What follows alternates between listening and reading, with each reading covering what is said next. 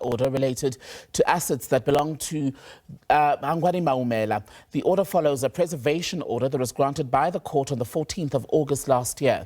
It's related to property owned by alleged syndicate members. The assets valued at about 326 million rand include high-end residential properties in expensive or affluent areas, as well as a number of luxury vehicles. The investigation followed a report from the late Babita Diokran, a whistleblower in the Gauteng provincial government who was assassinated back in August 2021.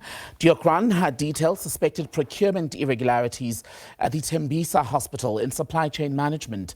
The NPA's asset forfeiture unit applications followed forensic investigations into those claims of procurement fraud as well as corruption at the hospital, recorded between January 2019 and August of 2022.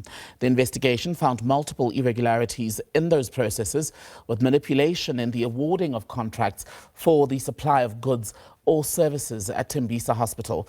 Now, the so-called Maumela syndicate, the alleged syndicate, is believed to have received the lion's share of those ill-gotten gains. Let's get you more on this now. Speak to the spokesperson for the National Prosecuting Authority. That's Kaiser Kganyago, joining us on SABC News. Mr. Kganyago, a very good afternoon to you. Thank you so much for your time. So legally then, what does this order that you've been granted today change? What does it mean? Thank you very much, and thank you to your viewers. What it means is, if you remember last year in August 2025, we got an order to preserve the assets, which meant at the time that because we were busy with the investigation and finalizing certain things, we didn't want these assets to be dissipated. Therefore, we freeze them so that they cannot use them. And then today we approached the court to say we now want to forfeit them to the state. And that is why today we are talking about a final forfeiture order, wherein those things, those properties are now, as we speak, belonging to the state, and therefore we are now going to monetize them.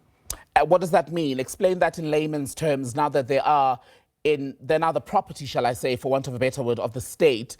So what do you do with them now? What we're then going to do is we're going to put them onto an auction.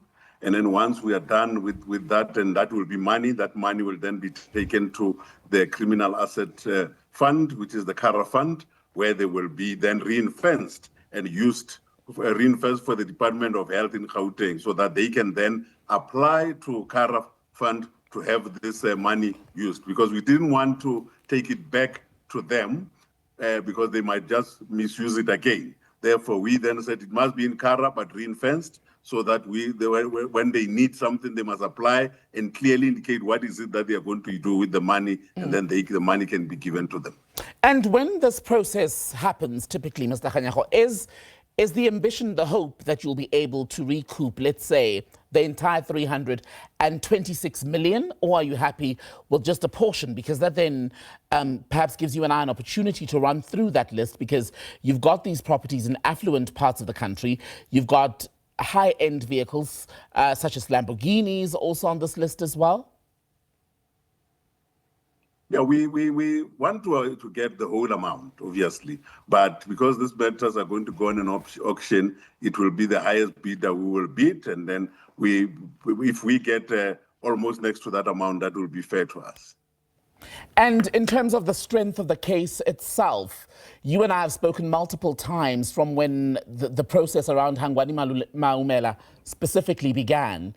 Has the case and the weight of the evidence against him, has there been any change in that at all? Is it a stronger case to prove his guilt at the moment that you have? Obviously, it is, but that is a different matter, because in NPA, we've got the asset forfeiture unit, and that's where we deal with the recoveries. But then we have got the specialized commercial crimes unit that is working with the Hawks in this matter, where they are looking at the criminal side of things. They have indicated to me that that process is still happening, because the SCCU is guiding that investigation based on the evidence that we have.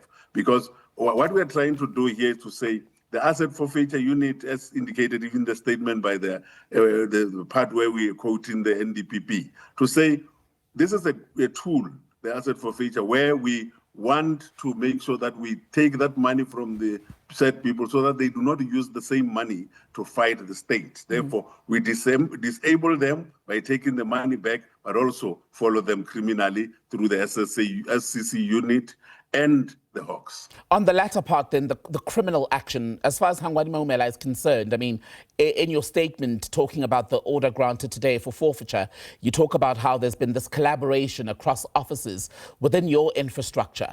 From those conversations, are you able to give us an assessment of whether or not we're likely to see an arrest in Maumela's case anytime soon?